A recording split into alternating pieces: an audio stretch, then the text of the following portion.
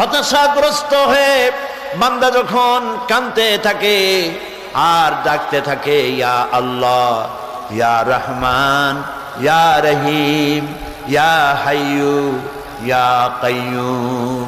একটুখানি তাহাজ্জুদে ওঠেন, গভীর রাত্রে ঘরের সবাই যখন ঘুমানো, আপনি তখন উঠুন, উজু করে একাকী রুমের ভিতরে ঢুকে তাহাজ্জুদের নামাজ আদায় করে চোখ বন্ধ করে যদি ডাকতে থাকেন মধুর সুরে, ইয়া আল্লাহু, ইয়া রহমানু, ইয়া রহিমু, ইয়া হাইয়ু, ইয়া কাইয়ুম পড়েন, ইয়া আল্লাহু, ইয়া রহমানু, ইয়া রহিমু, ইয়া হাইয়ু, ইয়া কাইয়ুম।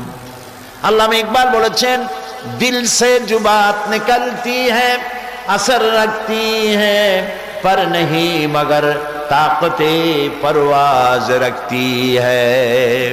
দিল থেকে যে কথা উচ্চারিত হয়, মুখের কথা আর মনের কথা ভিন্ন রকম।